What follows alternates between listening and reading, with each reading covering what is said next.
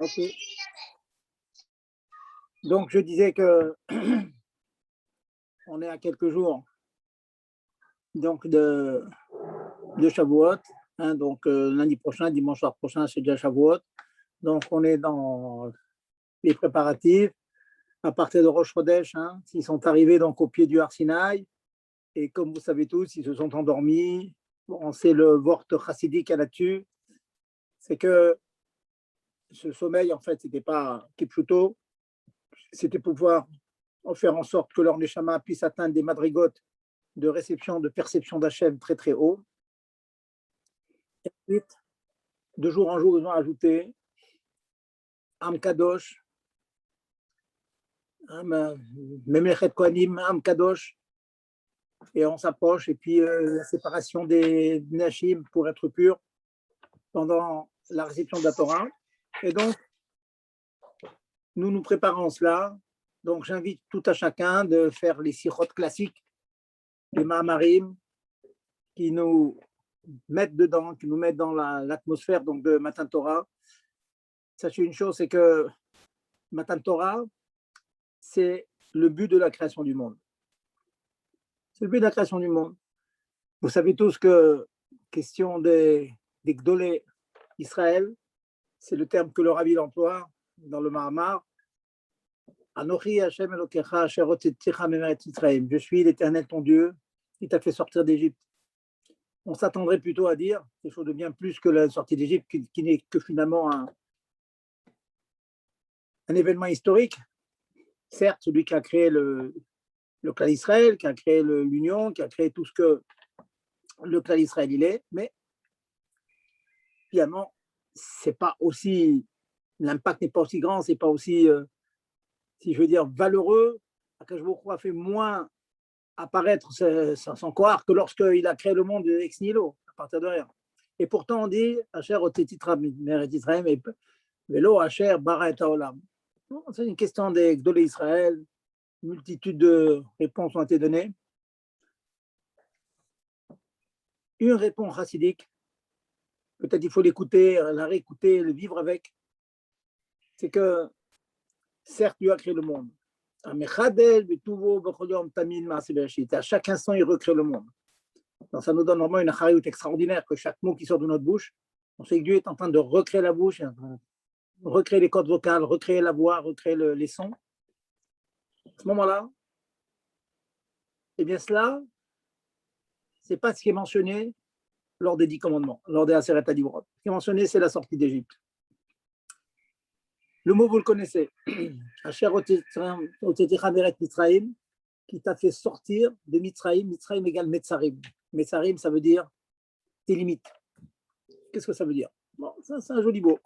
Il faut dépasser ses limites. On vous demande à chacun d'aller au-delà de toutes ses forces. Et alors, ça, c'est encore plus que la création du monde.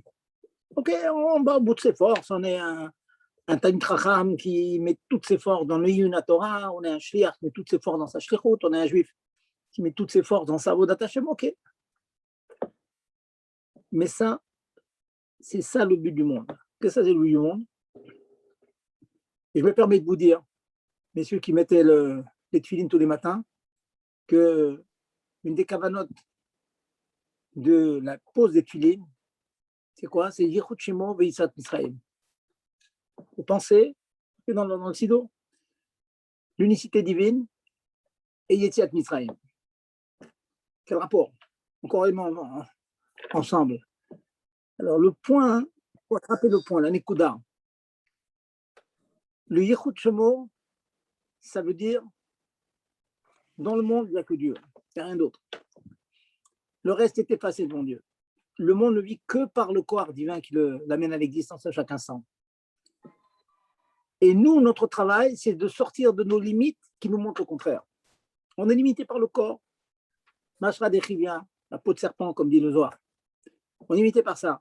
Et donc, Yichud Shemo, ressentir, arriver à faire un travail, des années d'études, de tous les gnanim, l'étude, l'accomplissement des mitzvot, le chesed, tous les gnanim, c'est pour ressentir un peu plus le Yichud Shemo. Sortir de ses limites, sortir de la matérialité du monde pour sentir que finalement, toute cette matérialité, ce n'est que l'expression de l'unité divine. Il y a un très très beau mot Khatidi qui dit que arriver jusqu'à temps qu'on arrive au point suivant, que le Olam, ressentir cette chose-là, que le Olam, il est Beitrachut. Nous, qu'est-ce qu'on voit? On voit que le monde est là, et derrière, il y a une force divine. Et le kout, le divin, il faut réfléchir pour le ressentir. Mais tout ce qu'on voit, c'est le matériel du monde. Hein? À Olam, on le voit, tout, et la Elokut, Beitrachut. Il faut beaucoup réfléchir. Il faut être un tzaddik, il faut être un véloni pour sentir la Elokut. Mais la vraie vérité, si j'ose dire, c'est que non. C'est que la Elokut et les tout. On va arriver à un moment avec Mashiach qu'on va voir c'est la Elokut. Et le monde, c'est Beitrachut. Il va falloir réfléchir pour voir qu'il y a un monde matériel. C'est pas normal, entre guillemets. Pas normal qu'il y ait un monde matériel. Hein? C'est ça le point c'est ça qu'on dit dans Mélit Filim. Sors de tes limites, sors de tes contingences, et arriver à voir que Hashem Echad ou Shmo Echad. D'ailleurs, c'est un diouk du Tanya que vous connaissez tous. Je vais m'arrêter là parce que j'ai un cours de halachot à vous donner. Mais ce que l'on doit voir, comment se fait-il qu'on ne dit pas Hashem Yachid? Yachid, ça veut dire seul. On dit Echad. Echad, c'est 1, 2, 3. C'est un par rapport aux autres nombres. Quand on dit un, c'est comme s'il y aurait pu avoir d'autres à du shalom, mais il n'y en a qu'un. Mais le un, ça suppose autre chose. Yachid, c'est seul, unique. Yachid, c'est unique. Pourquoi on dit Echad? Parce que c'est pas comme Yachid. Il est Echad, mais il y a le monde. C'est autre chose. Il y a les créatures, les planètes, les galaxies, il y a tout. Il y a l'homme, il y a les animaux, il y a tout. Donc, il n'est que Echad, il y a autre chose. Mais notre travail, encore une fois, vous voyez, Echad, ça ne veut pas dire unique. Ça veut dire qu'il y a autre chose qu'Hachem. Mais notre travail, c'est de ressentir que Echad, que toutes ces autres choses, ce n'est que l'expression du Echad. Bon, c'est des notions profondes de Chassidut, mais c'est temps d'en parler. On va recevoir la Torah. Et le moyen d'arriver à ce Ergesh, ce sentiment-là, c'est par la Torah. Quand Dieu a donné la Torah, alors là, on peut attraper Dieu, on peut arriver au Ergesh du divin et de la Elokut et de la spiritualité. C'est compliqué, je vous l'accorde, mais c'est le rôle du juif. Les femmes qui font les mitzvot, elles ressentent la Elokut. Je dis les femmes dans les mitzvot parce qu'elles sont moins shayechet au limud Torah. Elles doivent connaître la halachot, bien sûr, mais moins que l'homme. L'homme, lui, c'est Yuna Torah, la tête complètement dedans, complètement plongée dedans. Et là, il ressent la Elokut, comment Dieu il est descendu dans des choses matérielles. Hachor, Shenaga et Tapara, comment le taureau a encorné la vache, etc. Des choses très, très matérielles. Dans ces choses matérielles, il y a le Ratzon Hashem, il y a la lumière divine, donc il y a divin dans ce monde. Voilà ce qu'on va être zoché. Et donc, rappelez-vous demain, les messieurs, Yichud Shemo Mitzat Mitzrayim. Yichud Shemo, qui est Dieu unique dans ce monde, c'est ça la sortie d'Égypte. C'est ça la sortie de tes limites. C'est pour ça que c'est à côté. Sinon, quel rapport? Sortie d'Égypte et Yichud Shemo. Le rapport, c'est qu'il faut sortir de tes limites, sortir de la matérialité du monde pour sentir que Hachem Echad ou Shmo Echad. Voilà. J'espère que j'ai été clair. Au moins qu'on attrape quelques mots avant de rentrer donc dans les halachot, plus en rapport avec cette fête de Shavuot. Alors, vous savez tous, Minag Israël Torahi, on a l'habitude pendant les fêtes de Shavuot, de prendre des mets lactés. Je vais vous rapporter quelques raisons qui ont été ramenées dans les poskim. Beaucoup de raisons ont été mouvables poskim. Pourquoi? Une des raisons, c'est pour manger un pain du côté lait et un pain du côté viande. Qu'est-ce qu'on gagne? On gagne la mitzvah des 2 pains qu'on a portés à Shavuot au Beth Amikdash. On a porté 2 pains là-bas, c'est une grande mitzvah.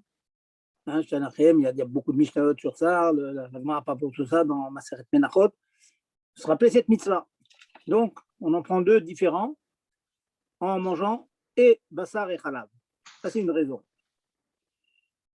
Une raison intéressante aussi, c'est plus halachique, c'est que au moment où la Torah a été donnée,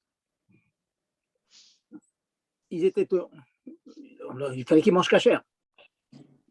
partir du moment où ils ont retenu ils ont reçu la Torah, donc ils devaient manger kasher. Or, les kelim dans lesquels ils allaient manger de la viande, c'était pas kasher, parce que c'était des. Avant, c'était un évélote.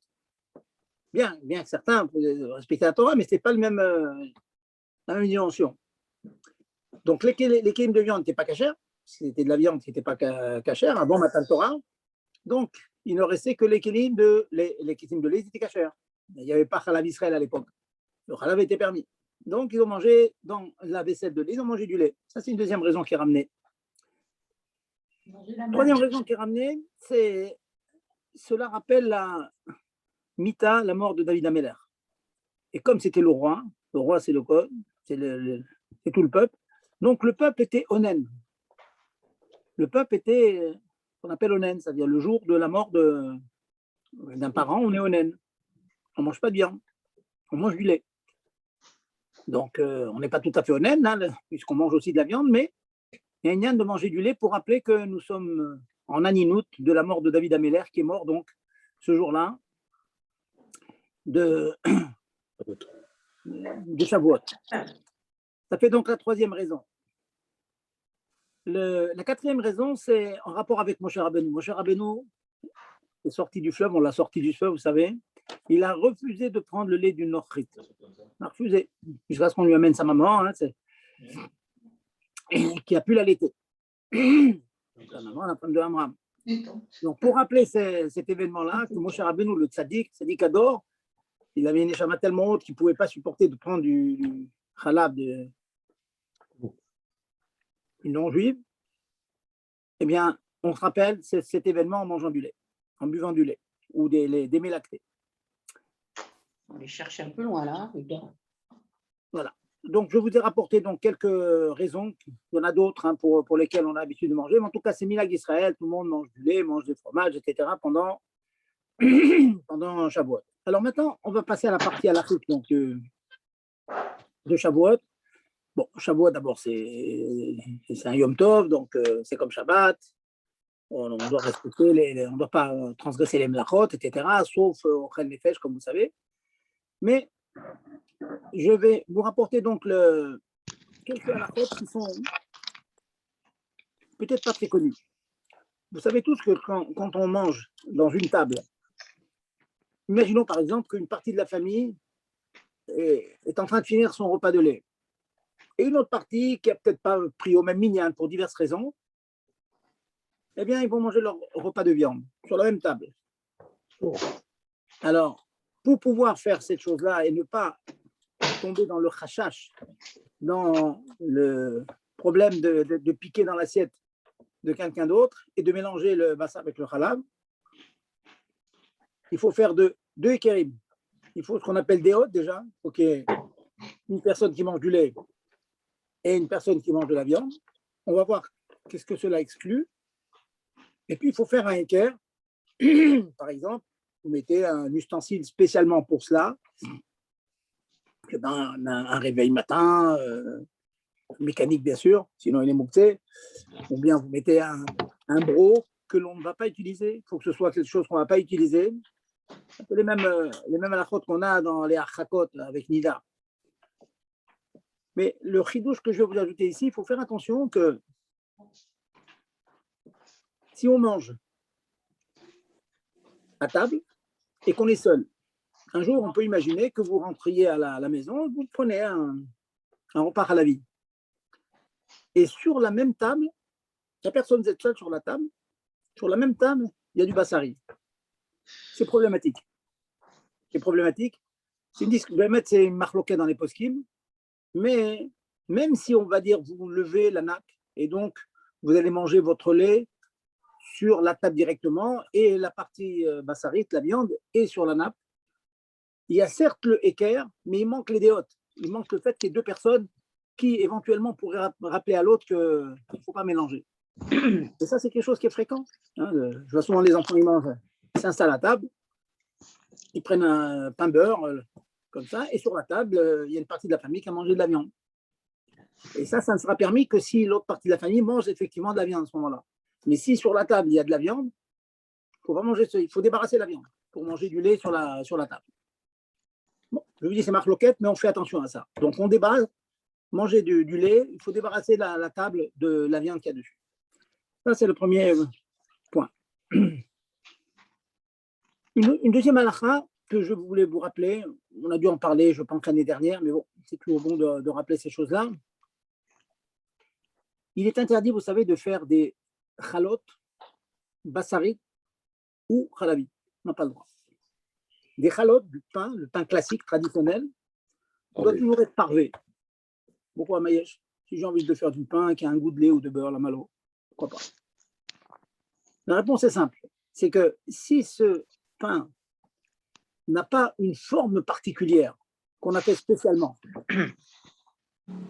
et la forme des chalotes traditionnelles qu'on a toujours à table, donc du fait qu'on a l'habitude des chalotes, par exemple, de Shabbat, de manger du côté viande, donc oui, de manger avec de la viande, alors que cette fois-ci, on aura fait les chalotes avec du lait. Pour Shavuot, vous avez envie de faire des chalotes de lait, eh bien, vous n'avez pas le droit. Vous n'avez pas le droit.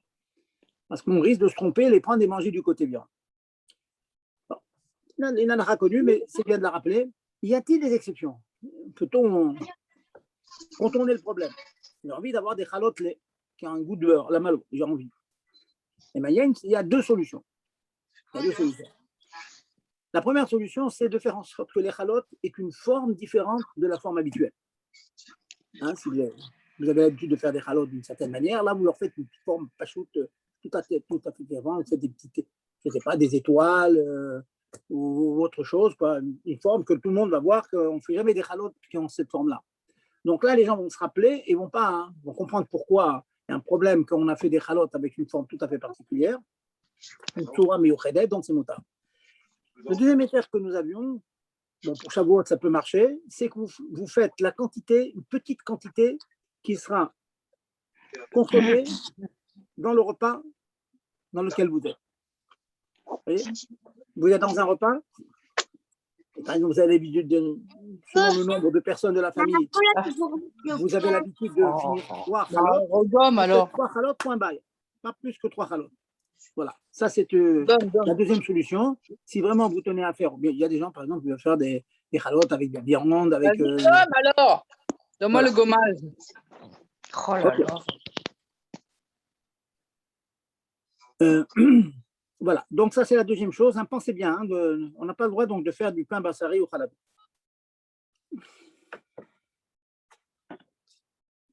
Maintenant, vous savez, je vais vous répéter donc de la faute que vous connaissez, mais c'est bien de connaître les raisons et quelquefois de connaître les exceptions. Vous savez tous que on attend un certain temps entre le bassar et le halab. Vous connaissez tout, après la viande on attend 6 heures, etc. Alors, on va revenir sur cet élément-là et sur les raisons originelles de cette interdiction. C'est Marloquet le Roche et le Rambam. Là, ils disent que la raison pour laquelle il faut attendre entre le bassar et le halal, c'est à cause du bassar chez Ben Hashinaïm. C'est quand on mange du bassar, il reste toujours des résidus de viande entre les dents. Donc, même si on se nettoie bien les dents, malgré tout, il restera quelque chose. À cause de cela, si vous prenez du lait après, eh bien, ces résidus vont se mélanger avec le lait, c'est interdit. Et même que c'est à froid, c'est pas sur Minatora, parce que pour Minatora, Bassar Bechalam n'est interdit que si on les cuit ensemble, mais quand même, Midra Banan, Chachamim ont interdit. La deuxième raison qui a été évoquée, c'est pas Bassar Shevelat Shimaim, c'est parce que il y a en quelque sorte, une fois qu'on mange de la viande, par exemple, la viande, ça laisse des relents. Il y a des rejets de viande, donc j'ai envie de dire avec un sourire, on rumine un petit peu. Et donc, dans la bouche, il y a toujours comme ça des reflux de goût de viande. Et donc, c'est une deuxième raison. À cause de ça, pour qu'il n'y en ait plus, ou bien même s'il y en a, ce sera tellement infinitésimal que, bon, il n'y a pas de problème. Eh bien, ils ont estimé, les Chachamim ont estimé donc c'est seulement au bout de 6 heures qu'on n'a plus rien, une fois que tout est digéré et qu'il n'y a plus rien. Voilà. Bon, alors prenons un ou deux exemples que vous connaissez. Une maman, par exemple, qui va mâcher de la viande pour son bébé, mais elle donne tout le bébé, elle n'avale rien. Alors, elle n'avale rien, donc il n'y a pas la deuxième raison, à savoir qu'il y a des relents hein, qui vont en venir. Ça n'a pas cette raison. Par contre, il y aura des morceaux de viande entre les dents. Donc, même si elle a mâché, qu'elle n'a rien avalé, eh bien, elle n'a pas le droit de prendre du lait après. Si elle a mâché sans avaler. Imaginons un autre cas, inverse. Une personne qui prendrait un bouillon de viande, un bouillon de poulet. Alors, entre les dents, il n'y aura rien. Entre les dents, il n'y aura rien, puisqu'il n'y a pas de viande, il n'y a que du bouillon. Par contre, on va l'avaler, il est dans le ventre. Donc, il va y avoir ces fameux relents dont j'ai parlé qui vont revenir dans la bouche. Donc, ça sera quand même interdit. Le seul cas que l'on pourrait permettre, d'après le raisonnement que je suis en train de vous faire, c'est une personne qui goûterait un bouillon de viande et qui le recracherait. Alors, dans ce cas-là, aucune des raisons n'est applicable ici. Il n'y a rien entre les dents et puis j'avale pas. Dans ce cas-là, une femme, une maman qui goûterait un bouillon de poulet et qui recracherait, celle-là, elle pourrait juste se laver la bouche et puis prendre du lait juste après. Bon, voilà, c'est intéressant de connaître donc ces raisons. Maintenant, la hamtana. La hamtana, c'est le temps d'attente. Le temps d'attente, à pi halacha, d'après le Mechaber, le Bet Yosef, c'est 6 heures. Hein, c'est des chitotes dans les Rishonim. Maintenant, 6 heures. C'est intéressant que le Rama dans le Shulchan Aruch, il dit que le din, c'est d'attendre 1 heure seulement. Bon, le minag, maintenant, c'est pas d'attendre 1 heure. Bien sûr, on attend 6 heures. Mais il faut savoir que ce chiffre est formulé par le Rama dans le Shulchan Aruch, le grand posek ashkenaz. Les poskim, donc les décisionnaires, nous disent qu'on peut s'appuyer sur ce Rama, bien que lui-même dise que le minag, c'est d'être marmir, en cas de besoin. En cas de besoin, en cas de. On appelle Beshat Adachak. Beshat Adachak qui nous est permis de n'attendre qu'1 heure après la viande. Qu'est-ce que c'est Beshat Adachak? Pour un cholé. Il y a un Chaya Adam qui dit, d'autres, partie du livre qui concerne Yoredea, bon, il dit qu'on peut s'appuyer sur le Rama pour un malade. Et c'est comme ça le Minagaola. Si il y a une personne, qu'est-ce que ça veut dire qui est malade? Imaginons. Bah non, je peux le faire après. Ouais. Imaginons une personne qui prend son repas de viande, une vieille personne par exemple prend son repas de viande, ou bien un malade qui prend son repas de viande, et puis après la première bouchée, il a avalé, il a mâché, il n'arrive pas à finir. Et avant de dormir, il faut manger quelque chose. C'est insuffisant ce morceau de viande. Il n'a pas mangé suffisamment. Ça arrive dans les EHPAD, dans les maisons des gens du 3e et 4e âge, donc ça arrive. Donc, il voudrait finir, avant d'aller dormir, prendre un bon verre de lait. Sachez que s'il attend 1 heure après la viande qu'il aura mangée, il aura le droit de prendre son verre de lait. Vous voyez, c'est intéressant de savoir cette chose-là. Dans certains cas, pour un enfant, je vais parler des enfants tout à l'heure et des âges à partir desquels il doit faire attention à 6 heures. Mais voilà, sachez qu'en cas de besoin, hein, ou bien on va dire une femme enceinte qu'il faut absolument son verre de lait pour aller dormir. Et bon, ce soir-là, elle a mangé un repas de viande. Elle a mangé à 8 heures, à 8 heures du soir, 9 heures du soir, elle a mangé son repas de viande et elle veut se coucher à 10 heures ou 11 heures et il lui faut son verre de lait. Voilà, si elle a une certaine faiblesse et que pour elle, c'est important de prendre son bon bol de café au lait chaud, elle a le droit de le prendre. Intéressant comme halakha, vous voyez qu'avec 1 heure, on peut être mekil, béchat adachak en cas de besoin. Maintenant, une question cette semaine, Al-Gacha pratique, une question qui avait été posée cette semaine. A-t-on le droit de prendre, en supposant qu'on fasse un repas qui dure très longtemps, plus de 6 heures. Donc, on a fini de manger la viande, 6 heures sont passées, on n'a pas fait le birkat Amazon. Est-ce qu'on a le droit de finir le repas avec un morceau de fromage? On va manger à la française, voilà. On finit le repas avec du fromage. Mais on a attendu 6 heures. Alors, quand je dis 6 heures, précisons. L'attente de 6 heures n'est pas après le birkat Amazon, après la bracha chona. 6 heures, c'est après la fin de la achila, la consommation de viande. Si vous avez fini la consommation de viande à 1 heure de l'après-midi, même si vous avez fait le birkat Amazon à 5 heures de l'après-midi, vous pouvez manger du lait, prendre du lait, 1 heure plus 6 heures à 7 heures. Ce n'est que 2 heures après la fin du repas. C'est pas grave. On ne regarde pas la fin du repas, on regarde la fin de la consommation de viande. C'est bien de savoir cette chose-là. Par contre, ça c'est la première chose. L'attente, on a dit, c'est 6 heures entre la viande et le lait. Par contre, il est impératif de finir le repas de viande pour prendre du lait ou de finir le repas de lait pour prendre de la viande. Qu'est-ce que l'on appelle finir? C'est d'abord et avant tout faire le Birkat Amazon ou Brachona. Vous avez pris du fromage. Le matin, vous avez pris un bon verre de lait, voilà, avec un peu de fromage, etc. Et puis, on passe au repas de viande.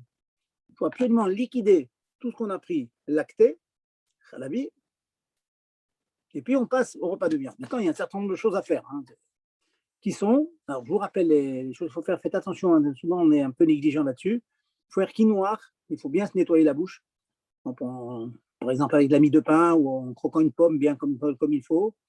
Il faut se laver la bouche, il faut se laver les mains, parce que souvent il y a des restants, des résidus de beurre, etc. sur les mains. D'accord. Il faut changer de nappe, bien sûr, silouka shulchan, voilà, et faire avec la tamazon. Donc, je répète, il y a pas mal 5 choses à faire. Quinoa, nettoyage de la bouche, avec de la mie ou de adacha, avec de l'eau, lavage de main, changer de table ou de nappe, et faire la bracha achrona. Vous voyez, c'est après toutes ces choses-là qu'on peut passer à la deuxième étape, à savoir passer au repas de viande. Une question aussi que vous demandez souvent. Rabota, vous êtes avec moi là parce que je n'ai pas d'écho. Tout le monde est là? Gérard? Oui, on est là, Rav Zerbi, on est là, on vous vous êtes là, écoute. d'accord. Ouais. Je savais que c'est un Bien peu sûr. frustrant, hein. C'est un peu frustrant de ne pas voir les févriers à côté de toi. Bon. Non, mais bon, après, si vous voulez qu'on vous pose des questions, là, il y a une question sur le chat. Vous inquiétez C'est pas pas, le moment des questions. Ça vient les questions. D'accord. Bon, on vous laisse exposer. Voilà. Après, voilà, je fais maintenant le cours interagira. magistral et après on va passer aux questions. Allez-y, poursuivez. Voilà, donc je continue. Donc, une fois qu'on a tout fini, on a fait Shtifa, on a fait tous les éléments, alors on peut donc passer à la deuxième partie du repas. Alors, je disais qu'il y a une question qui est souvent demandée. Il y a des gens qui disent, écoute, moi j'ai fait un repas de lacté extraordinaire, j'ai plus faim, je ne vais pas manger bien. Sachez que Yom Tov, il faut mamash et mishtadel pour manger de la viande. Bien que, je vous l'accorde que les mots qui sont marqués dans le chat, dans la Gemara, c'est En simcha ela basar veyayin. Il n'y a pas d'autre simcha que basar veyayin. Et basar, dont parle le pasuk, dont parle le mot, c'est le basar des corbanotes qu'on apportait, la viande kodesh qu'on apportait au Beth Amikdash. De nos jours, on n'a plus, donc cette mitzvah impérative de la Torah, je parle de la mitzvah impérative de la Torah, mitzvah chiyuvit obligatoire, n'existe plus de nos jours. Mais il y a quand même ce qu'on appelle une mitzvah kiyumit. C'est bien de manger de la viande. C'est un ignan de manger de la viande. Voilà. On va dire c'est un ignan de manger de la viande. Donc, tâchez de faire en sorte de laisser un petit creux dans l'estomac pour manger de la viande à Yom Tov. Comme Shabbat et Yom Tov, il faut s'efforcer de manger de la viande. Quand je dis s'efforcer, ça ne veut pas dire achila gassa et avoir le ventre plein. C'est pas ce que je dis. Il faut s'efforcer de s'arranger pour dispatcher les repas qui sont grande mitzvah, de Shabbat et Yom Tov, eh bien, de le dispatcher de telle sorte qu'il nous reste de l'appétit pour manger de la viande. Ça, c'est important. Par contre, le vin, là, c'est une mitzvah. C'est une mitzvah d'oraita. Même Cholamoet, Kalva Chomer, à Yom Tov, il y a, oui, une mitzvah de boire du vin. Donc, il faut boire au moins à chaque jour un réveil de vin. Donc, 86 cm3, 90 grammes, d'après certains 150. Prenez un bon verre de vin. Donc, choisissez le vin que vous aimez, mais il faut prendre un verre de vin. Alors, celui qui fait le kidouche, en général, il fait 2 fois le kidouche, il va le prendre son réveil de vin. Mais tous les membres de la famille, pas forcément. Donc, c'est bien que tous les membres de la famille s'arrangent pour prendre un kos yaïn pendant ces 2 jours de Shavuot. 2 jours, je parle pour nous, qui sont mon route salarié, bien sûr. Voilà, avant de passer à un autre sujet, je vais écouter vos questions, mais déjà, je vais vous apporter un psal de Rav Osner. C'est une question qui sont demandées les enfants. Les enfants, quel âge doit-il avoir pour les rentrer dans les interdictions, l'attente d'1 heure et 6 heures entre la viande? Avant de passer aux enfants, je vais vous rappeler que, bien que je vous ai dit que d'après la lacha pure et dure, on attend 6 heures après la viande, et pour un malade, etc., 1 heure seulement. L'inverse, si on a commencé par du lacté avec du lait ou des fromages, c'est beaucoup plus léger. D'après le Mechaber, d'après Beth Yosef, on fait tout le système que je vous ai expliqué. Shkifa, Ve'adacha, etc. On se lave la bouche, les mains, etc. Et vous pouvez prendre la viande. Quelqu'un qui peut faire comme le Mechaber, comme le Beth Yosef, il pourrait prendre même un morceau de fromage. Une fois qu'il a pris son morceau de fromage, il se nettoie les mains, la bouche avec la mie de pain, etc. Une fois qu'il a bien nettoyé, il change de table, il fait sa bracha chona, il peut manger la viande tout de suite. Il y a divers minagim dans ça. Le minag chez nous, on a des écrits du Rabbi là-dessus. Le minag chez Chabad, c'est d'attendre 1 heure. 1 heure. 1 heure après la consommation du lait, même du lait. Alors que le lait se consomme, s'avale très facilement. 1 heure après le lait, ça y est, on peut manger la viande, mais pas avant. Donc, quelquefois, c'est un peu handicapant. Hein, c'est quelqu'un qui a pris un verre de lait, il doit attendre 1 heure, prendre de la viande. C'est comme ça. Donc, le minag, c'est 1 heure. D'attendre 1 heure entre le lait et la viande. Et bien sûr, 6 heures entre la viande et le lait, sauf pour un malade. Maintenant, je vais rappeler cela. Quel est le din chez les enfants? Alors, je vous donne un chiour qui a été établi par le Rav Osner, un des poskéadors, donc. C'est en gros admis comme cela dans presque tous les chougim. Jusqu'à 3 ans, bien sûr, on ne fait pas du tout attention. Hein. Si vous allez donner à un enfant de 2 ans et demi, 3 ans de la viande, vous pouvez donner du lait après, il n'y a pas de problème. Jusqu'à 5 ans, alors, on essaye, si on peut, attendre 1 heure après la viande pour prendre le lait, c'est bien. Jusqu'à 5 ans, de 3 à 5. Donc, ouais, déjà, il faut y penser. Il ne faut pas rien. Si on peut, hein, encore une fois, si on peut. S'il veut, s'il y a besoin, on lui donne. Après 5 ans, donc 6 ans, 7 ans, eh bien, on essaye, on est mishtadel. Donc, vous imaginez un enfant, 5, 6, 7, 8, 9 ans, on essaye de faire qu'après de la viande, il attend 6 heures. On essaye. Ménacide. Mais ce n'est pas un chova. C'est seulement à partir de 9 ans, ça devient une chova. C'est-à-dire un enfant, je ne parle pas maintenant d'un malade et tout, on a dit même un adulte, un malade, il peut attendre seulement 1 heure. Mais un enfant qui est en bonne santé, qui a 10 ans, 11 ans, 12 ans, donc il est en forme et tout. Le chinois, il faut dire, tu fais comme tes parents, tu attends 6 heures après. Voilà donc le tableau qui a été établi par le Rav Osner. Hein. Donc jusqu'à 3 ans, rien. Jusqu'à 5 ans, on essaye un peu. De 5 à 9, ce n'est pas une chova, mais on l'invite à attendre 6 heures. Mais ce n'est pas obligatoire, c'est bon, on lui donne. À partir de 9 ans, ça devient une chova. Voilà donc, avant de passer à un autre registre, je vais vous parler des questions encore c'est des questions classiques hein, qu'on a dû traiter déjà, mais bon, il faut toujours reprendre. Hein, et Shoshim Kodam Achad, un mois, là, c'est pas un mois, c'est une semaine avant. Donc, on revient sur ces halachot qui vont être d'actualité la semaine prochaine de notre chaîne. Alors, allez-y, j'écoute vos questions maintenant. Et peut-être que Attends, juste avant de vos questions, je voudrais ajouter. J'ai dit que notre minac, c'est d'attendre après le lait, d'attendre 1 heure. Bon, vous avez tous entendu parler que quand on a des fromages durs, c'est chayard d'attendre 6 heures. Sachez que ces fromages durs, de la bouche des rabbanim qui en font, hein, qui donnent des rachis qui en font, à part certains fromages qui mettent beaucoup de temps pour être faits, et donc qui ont un goût extrêmement fort et qui pendant 6 heures peuvent donner des relents, l'immense majorité des fromages qu'on trouve les camemberts sont faits à une très très grande vitesse. Donc, franchement, certains attendent 3 heures, ils font la khoumra d'attendre 3 heures, certains au bout d'1 heure, ils en mangent. Du fromage, ouais, je ne parle pas du fromage mou, ça c'est évident, c'est 1 heure, mais du camembert, tous ces fromages-là, 3 heures c'est une khoumra, 1 heure c'est bien. Bon, maintenant, il y a certains, le gruyère qui est plus dur, mais même le gruyère, ce n'est pas comme le gruyère d'autrefois. Même le gruyère, bon, c'est bien d'attendre 3 heures, mais en cas de besoin, on peut n'attendre qu'1 heure et ça sera aussi bon. Voilà, maintenant je vous écoute. Allez-y. Allez, messieurs, à vos questions. Je peux vous poser une question? Oui. J'ai tout à fait compris l'histoire qu'on attend 1 heure après le fromage à notre époque.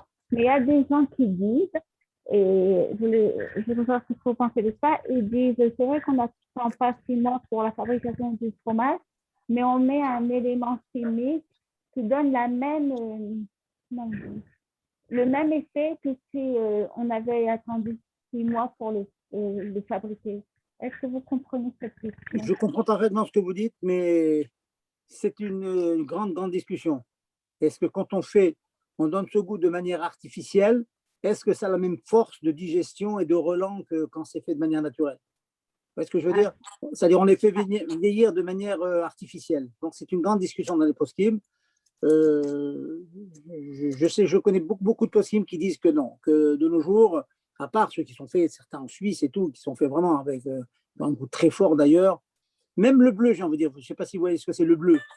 Le bleu, c'est très fort, c'est certes très fort. Oui, c'est le Roquefort. Mais à part ces espèces de petits éléments noirs qu'il met dedans, on voit bien que ce n'est pas comme le Roquefort d'autrefois, vraiment, que c'est très fort, c'est même difficile à manger. Hein, c'est très difficile à manger. Celui qu'on a, il est finalement, le fromage qui est à l'intérieur, il reste doux quelque part. Bon, si votre, voilà, donc si vous avez un rave qui vous dit d'être marmire, vous serez marmire, mais. Non, c'est pas un rave, mais les gens, ils adorent mettre leur petit grain de sel, ils parlent des choses. C'est pas grave. Ils embrouillent tout le monde, en fait. C'est pas grave. C'est bien, madame. Les gens, ils veulent faire des khumrot, c'est bien. Voilà. Je dis, j'ai un grand clal, madame. Assez le harav, veïsalek minasafek. Vous voyez, je vais vous faire sourire. Il y a 2 jours, il y a une dame qui me pose une question. Je lui réponds à sa question. 1 heure après, elle m'envoie un message. Elle me dit voilà, j'ai demandé un deuxième. Si vous voulez un deuxième avis, je vous le donne. Oh là là. J'ai dit merci. Non, mais elle a fait ça bête mimoute. Hein. J'ai senti bête mimoute. C'est vrai que le problème d'Internet, c'est très facile. Hein. Qu'est-ce que j'allais lui dire? On ne demande pas un deuxième rare, mais je lui dis il ne faut pas s'en offusquer, c'est tout. Les gens, ils ont l'habitude, on demande un train de dire. J'aurais pu lui répondre gentiment que ce deuxième avis, je le connais et je pense qu'il n'est pas juste. Point. En tout cas, c'est pas comme ça qu'il faut faire. Donc, ça ne sert à rien de dire un deuxième avis. Moi, c'est comme ça. Donc, il ne faut pas. Moi, je dis, je suis très positif là-dessus. Je dis qu'Alva et qu'on se bagarre rien que pour ça. Voilà. On ne se bat pas sur les autres choses négatives. Voilà. Je vous écoute. Quand vous avez dit tout à l'heure, Rav Zerbib, au niveau du verre de vin qu'on doit prendre pour Yom Tov, est-ce que ça compte le verre de vin du Kiddush? Normalement, oui. Celui du Kiddush, il compte. Il suffit de faire un vin. Bon, maintenant, vous pouvez rajouter. Kolam Mosif, Mosif Imlo, mais ça compte. Le verre du Kiddush, ça compte. Mais ça ne concerne que celui qui fait le Kiddush. Donc, pour les femmes et tout, non. Oui, et les femmes sont concernées. Il faut dire aux femmes de prendre un verre de vin. Il faut dire aux femmes de prendre un verre de vin? Ah oui, ou de ce qu'elles veulent, quoi. Ça peut être du Moscato, enfin, il y a aussi du vin très léger pour les femmes. Oui, elles font partie de la. Une femme enceinte pour qui c'est un peu déconseillé de prendre enfin, c'est pas un peu, c'est même déconseillé de prendre de l'alcool. Elle a un éther, je suppose. Oui, bien sûr, si vraiment c'est déconseillé, bon. Bon, mais j'ai envie. Vous n'êtes pas convaincu? Je me sens pas. Écoutez-moi, au Hachem, on a eu beaucoup d'enfants à la maison. Ils sont tous bien sortis, malgré le verre de vin que mon épouse prenait. Et un verre de jus de raisin, Rav. Pardon, madame? Excusez-moi, un verre de jus de raisin, ça ne marche pas? Oui, le jus de raisin, ça peut marcher, mais c'est pas comme le vin quand même, parce que la notion de vin, c'est quand même yaïn à méchaker. C'est yaïn qui donne un petit peu d'ébriété, un tout petit peu. Vous savez que je vous avais rapporté il y a 2 mois, là, avant Pessah, que le Rav Moshe Feinstein disait que ceux qui font les 4 verres avec du jus de raisin, Yédé Arba Kosot Yatsu, ils sont qui des 4 verres? Yédé Simcha Lo Yatsu. Pardon, l'idée Cherut Lo Yatsu. Cherut. Pour se sentir en liberté, il faut être un petit peu, ouais, ce que je veux dire, un peu gay quand même. Un peu gay, il faut prendre un peu d'alcool, vous voyez. Alors maintenant, une femme j'ai certaines de mes filles qui me disent, moi, je bois un petit peu, ça y est, je vais dormir. Ok, alors dans ce cas-là, il ne faut pas boire, c'est évident.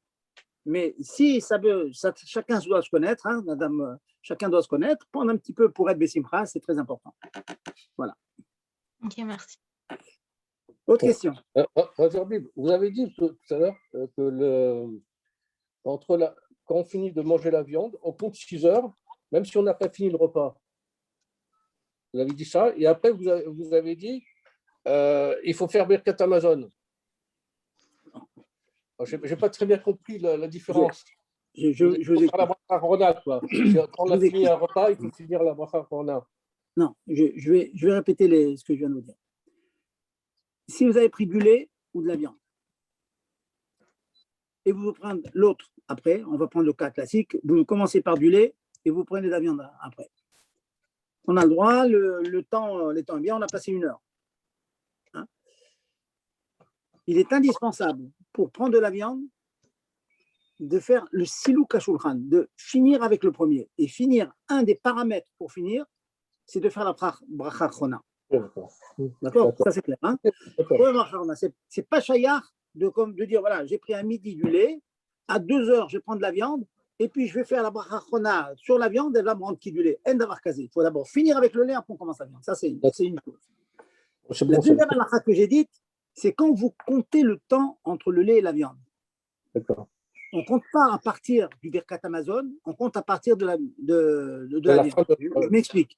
Par exemple, j'ai fini de manger la viande à midi pile. J'ai fini de manger et j'ai fait le Birkat à 5 heures d'après-midi. J'ai fait le Birkat. Je peux prendre du lait à 6 heures. Parce qu'entre midi et 6 heures, les 6 heures sont passées. Pourtant, c'est qu'une heure après mon Birkat Amazon, après mon repas de viande. Ce n'est pas grave. Ce qu'on compte, c'est la viande et le lait, le temps entre la viande et le lait. Je suis clair là? Très clair. Merci. Voilà. Autre question? Allez-y, n'hésitez pas. Quelle est la bracha Rona? C'est quoi, vous dites? Quelle est la bracha à faire après le lait? Après le lait, c'est Boré Nefashot, madame. Ah, Nefashot. Non, mais j'ai entendu une bracha dans les 5 étapes qu'il fallait faire. Non. Oui, bien sûr. Si par exemple, vous avez pris du lait, du fromage, du lacté, vous voulez le passer à la viande. Alors, imaginons que dans votre repas lacté, vous n'avez pris aucun gâteau, vous n'allez pas faire la miria, disons. Vous avez pris que du fromage blanc, vous aimez le fromage, etc. Vous avez pris beaucoup de fromage. La bracha chona, c'est seulement Boré Nefashot. Mais ça ne suffit pas pour passer à la viande. Il faut laver la bouche, laver les mains, etc. Tout ce que j'expliquais. D'accord. Voilà. D'accord. Donc, c'est Boré Nefashot et c'est tout. C'est bon. Et tout le lavage, etc. Mais une seule chose, en général, les gens sont à la miria, ils mangent quand même des gâteaux lactés. Oui. D'accord. En général, donc c'est à la miria. Mais vous finissez, vous faites à la miria, Boré Nefashot pour le lait et le fromage, vous faites à la miria pour le gâteau, et puis on se lave la bouche, les mains, etc. D'accord. Mais on attend 1 heure. Il faut attendre à la fin 1 heure. Il faut voilà, quand même attendre 1 heure entre la fin du lait et la viande. Entre la fin du lait et la viande. Voilà. D'accord, très bien. Merci. Bonsoir Rav. Oui, bonsoir. Vous avez évoqué la problématique de pain, qu'il ne faut pas qu'il soit un pain lait ou un pain viande parce qu'il y a un mirchol. Les pains au chocolat et les croissants qui sont au beurre, il n'y a pas un risque aussi que s'ils sont vraiment au beurre, qu'une personne les consomme et que après un repas de viande, en sachant qu'en général c'est plutôt parfait. Oui, vous avez parfaitement raison. Mais on ne peut pas être mechadesh des nouvelles xérotes par rapport aux xérotes de nos chachamim. Chachamim ont décidé que la xéra sur le lechem basari ou lechem chalavi, c'est seulement dans le lechem. Pourquoi? Parce que c'est l'aliment essentiel qui rentre dans la composition de tous les repas, en principe, sur ceux qui sont en régime, tout le monde mange du pain. En tout cas, dans nos régions, il y en a, c'est du riz, nous, on mange du pain. Donc, c'est seulement dans l'élément essentiel de la nourriture, de notre nourriture, dans nos régions, que Chachamim ont fait la xéra. Je vous accorde qu'effectivement, elle peut être shayechet aussi dans les pains au chocolat, c'est vrai. On peut, mais Chachamim n'ont pas voulu tout interdire. Et quoi alors? Alors quoi? Eh bien, ils ont compté sur notre vigilance à nous, que quand vous achetez des pains au chocolat au beurre, eh bien, vous avez la précaution de dire attention, ils sont au beurre. Quand on fait des brit mila, par exemple, c'est souvent après la tefila le matin, on fait une brit mila, il y a des croissants au beurre très souvent, des pains au chocolat, etc. au beurre. Ben, je dis toujours aux traiteurs, prévenez les gens, parce qu'il y en a qui vont en prendre chez eux, ils vont prendre ça comme goûter, peut-être juste après le repas 1 heure avec de la viande, et 1 heure après, on prend ces pains au chocolat. Ça, je vous l'accorde.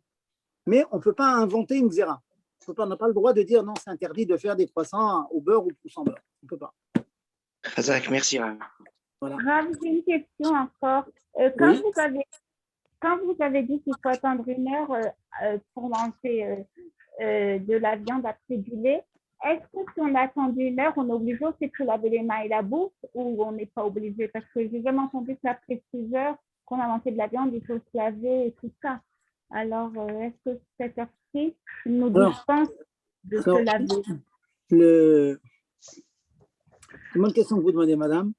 Beaucoup de poskim pensent que si on a vraiment cessé de prendre du lait, on a complètement arrêté, même si on ne sait pas laver la bouche et les mains, c'est moutard. Pourquoi?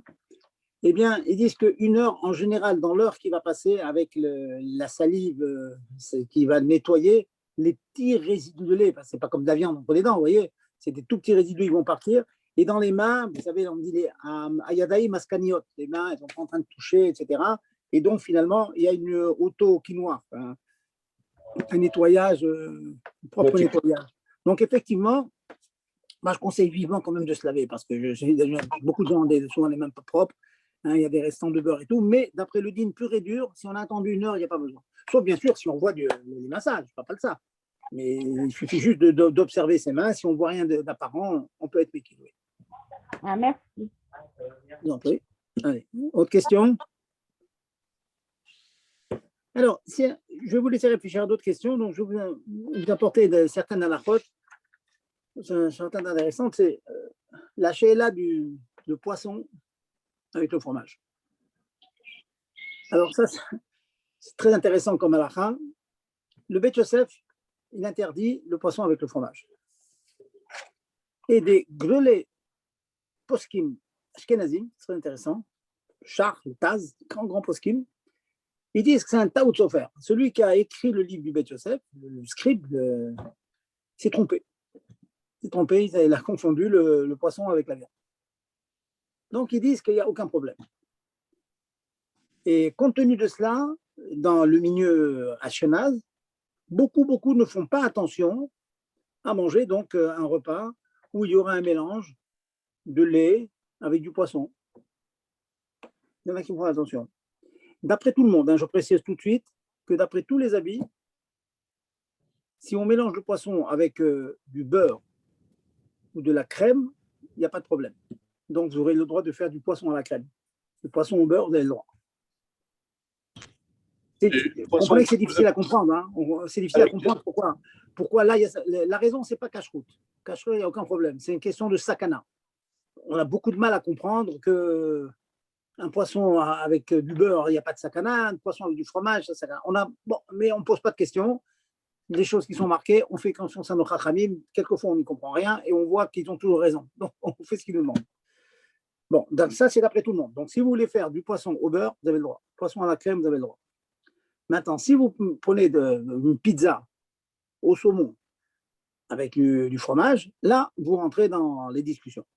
D'après le char, le Taz, grand poskim, le minag, on va dire ashkenaz répandu, c'est que c'est permis. Le minag sfarad, c'est de prendre le Beit Yosef comme il est marqué, il n'y a pas de tabout de sofer, pas d'erreur, et donc ils vont prendre avec du beurre ou avec de la crème, mais pas avec du fromage. Ils n'en prendront pas. J'ai entendu qu'en Eretz Israël, ça se répand de plus en plus d'être marmir comme les Sfaradim. J'ai entendu qu'à Kfar Chabad, le Rav Ashkenazi, c'est à vérifier, hein, c'est des shmuot, hein, c'est à vérifier. Il avait donné donc son hercher à une pizzeria à Kfar Chabad, et le pizzerio, quoi, il avait fait donc des pizzas avec un mélange de poisson et de fromage. Bon, j'ai entendu comme ça que comme il y avait des gens, des Haredim, Sfaradim qui venaient, ils disaient comment vous faites ça d'après mes soeurs. Bon, il a été marqué. Après, il a dit non, on ne le fait plus pour égaliser tout le monde. Comme ça, on ne va pas dire voilà, un Ashkenaz il peut, un Sfarad il ne peut pas, on peut faire des mélanges. Donc, il a interdit finalement. Donc, car Shamati, comme ça, j'ai entendu que le minak se répand de plus en plus de ne pas mélanger des deux choses. Bon, mais d'un autre côté, il y a beaucoup vous verrez beaucoup de gens qui font des pizzas avec des très bons hercherim. Et puis, dedans, il y a du saumon et puis il y a du fromage fondu. Bon, on peut le faire, chacun connaîtra son minag, hein, celui qui ne veut pas, il ne veut pas, celui qui veut, il veut. Ça ne rend pas le four non cachère, donc tout est cachère. Voilà, c'est bien de rappeler cette chose-là, donc, sur le problème des dagim, des poissons avec le lait. Juste pour mémoire, j'ai J'ai vu dans une lettre du Rabbi, il pose la question, il dit que, bon, c'est Martzedek et le Chartaz, ils permettent et tout, bon, certains sont marqués. Il dit un petit mot comme ça, il dit, ce qu'on peut faire, c'est éventuellement ajouter un petit peu de crème. S'il y a du fromage et du poisson, ajouter un peu de crème. Comme la crème avec le poisson, c'est permis, ça fait une espèce de mélange que ça devient moutarde. C'est intéressant ce point-là. On cachérise la chose. Je ne vous cache pas que personnellement, je fais attention à cette chose-là. J'évite, bien sûr.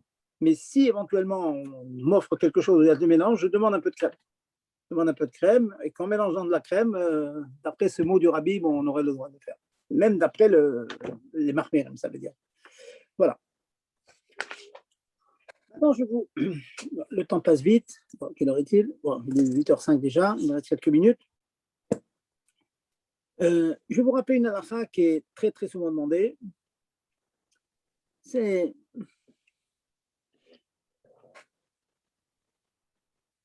a-t-on le droit d'utiliser son four de viande pour Shavuot, faire le gâteau au fromage? Beaucoup de gens n'ont pas un four à la vie. Ils voudraient faire. Bon. Est-ce qu'on peut exceptionnellement leur permettre et sous quelles conditions? Bien sûr, certains me disent, moi je vais pyrolyser, je vais cachériser mon four, je fais du lacté et puis je le recachérise. Bon, okay. Vous savez que de manière générale, le minag, notre minag, notre rabbin, minag d'Ashkenaz, c'est qu'on n'a pas le droit de changer d'utilisation, de dire voilà, ma vaisselle, je la cachérise, puis j'utilise lait, puis je la recachérise, et puis on ne mélange pas, parce que sinon on va arriver à un grand bilboul. Certaines exceptions. Pour changer sa vaisselle viande en lait ou lait en viande, il y a certaines exceptions. La première exception, c'est si la vaisselle, de manière accidentelle, devient non cachère. Il faut la cachériser. Ça veut dire pendant un moment, je me suis déconnecté de cette vaisselle. Je ne la prends pas, elle n'est pas cachère. Comme dans certaines maisons, quand plein de couteaux ne devient pas cachère, on les met de côté jusqu'à temps qu'on ait le temps de cachériser. Si on cachérise la vaisselle qui est devenue non cachère, à ce moment-là, comme on s'est déconnecté de cette vaisselle pendant un certain moment, on a le droit de changer d'utilisation. Premier éther. Deuxième éther, si on cachérise pour Pessah, par exemple. Il y a des gens qui cachérisent leur vaisselle, ils ont de très belles vaisselles et ils ont envie d'utiliser à Pessah leur très belle vaisselle plutôt que de mettre des assiettes ajoutées. Et ils cachérisent. Bon, certains ne veulent pas cachériser pour Pessah, mais le Shulchan Aruch permet de cachériser pour Pessah. Pas de problème. Donc, ils cachérisent. Si on cachérise pour Pessah, on peut changer d'utilisation. C'est le deuxième éther. Le troisième, c'est si on attend un an. Et ça arrive assez souvent. Il y a des personnes qui disent, mais il y a un tas de vaisselle dans un coin. Je ne sais pas si elle est bouillant, je ne sais pas. Parce qu'elle fait là-bas, on a dû la mettre comme ça, on l'a acheté, peut-être on a utilisé le Pessah dernier, où il y a 2 Pessah, on ne sait pas. Dans le doute, je voudrais la cachériser, la rendre viande, ou la cachériser, la viande. Ça, on a le droit. Si pendant un an, on n'a pas utilisé sa vaisselle, on peut être covéa, on peut fixer une utilisation. Pourquoi? L'idée est simple, ça fait plus d'un an qu'on ne l'a pas utilisé, donc on ne risque pas de se dire, ah voilà, c'est un couteau de viande, et je vais l'oublier, si je le mets au lait, je vais couper un fromage avec. Puisque la veille, juste un peu avant, j'utilisais viande. Dans la mesure où ça fait déjà un an que je n'utilise pas cette vaisselle, donc j'ai aucune habitude avec cette vaisselle. Donc je suis covéa, je fixe, voilà. Maintenant c'est là, c'est ma vaisselle lait. Cachérise, on est. Donc au bout d'un an, on a le droit de changer d'utilisation. Donc, si un jour vous avez une jolie vaisselle, vous avez changé votre vaisselle, vous avez une belle vaisselle toute nouvelle, vous avez reçue en cadeau, et vous avez aussi une autre vaisselle viande que vous avez depuis un certain temps chez vous. Vous aurez le droit donc de la mettre de côté, cette viande, pendant une année, sans utilisation. Au bout d'une année, vous la cachérisez, vous la rendez lait. C'est possible. Voilà, je vous donne quelques conseils qui peuvent servir à des gens qui sont intéressés. Ils ont plusieurs vaisselles comme ça qu'ils ont achetées d'une année à l'autre. Finalement, ils se trouvent avec plein de vaisselles, ils voudraient bien avoir une vaisselle les plus confortables. Alors, je dis, mettez-la de côté. C'est juste bien. Prenez une année, dans un an, vous cachérisez et vous les rendez lait. Voilà, ça c'est pour l'utilisation de l'un à l'autre. Maintenant, une halakha que je vous ai dit déjà plusieurs fois, mais qui est souvent demandée. Non, excusez-moi, d'abord je reviens à utiliser pour une fois. Alors, de manière exceptionnelle, est-ce qu'on a le droit? Bon, là aussi, ça discute dans les poskim. Je peux vous donner la permission, de manière exceptionnelle, si vous n'avez pas de choix, vous voulez faire des beaux gâteaux, et vous avez un four de viande qui est très grand, vous pouvez faire plein de gâteaux dedans. On pourrait, exceptionnellement, même sans cachériser, en faisant extrêmement attention que votre four soit parfaitement propre pour de viande. Et si vous entourez les gâteaux avec 2 kissouïm, 2 feuilles d'aluminium au moins. Il faut 2 kissouïm. Quelquefois, il y en a qui disent, moi, je préfère faire comme ça plutôt que d'aller demander à d'autres et d'acheter dans le commerce. Je n'ai pas de solution. Je n'ai pas encore de four. Si on entoure donc cet ustensile avec le gâteau au beurre, vous l'entourez avec 2 feuilles de papier aluminium et posez bien sûr sur de l'aluminium sur vos plaques de viande, ça peut marcher. Alors je dis bien exceptionnel, hein, c'est vraiment pour Shavuot, etc. Bon, j'ai envie de vous dire, les rafales de Mouta, pour être tranquille, vous pouvez ensuite laisser votre four brûler pendant une demi-heure. OK. Pyrolyse, c'est encore mieux. Par précaution, peut-être qu'il y a eu des vapeurs qui ont pu traverser les deux, ce qui ne devrait pas arriver, mais bon. Au pire, si ça vous arrive, une fois que vous avez tout terminé, vous laissez brûler 5-10 minutes votre four et ça sera entièrement cachérisé. Voilà, c'est quand même un éther qui sert bien, hein, que certains utilisent pour faire leur repas de Shavuot. Voilà. Je pense qu'on a passé en revue. S'il y a encore des questions, on a passé en revue le Rov des Halachot. S'il y en a d'autres. Par rapport à ce que vous venez de dire, Rav Zerbib, ce qu'il faut faire, c'est mettre 2 couches de papier aluminium autour du. Alors, est-ce que ça marche si on le pose dans une barquette en aluminium qui est posée sur un plateau du four? Alors, non, mais il faut, attention, la barquette, il faut ce soir qu'il y ait 2 kissouïm tout autour, hein, tout entouré, attention. Il faut empêcher la zéa, tout. Il faut tout empêcher. Il faut vraiment tout entourer.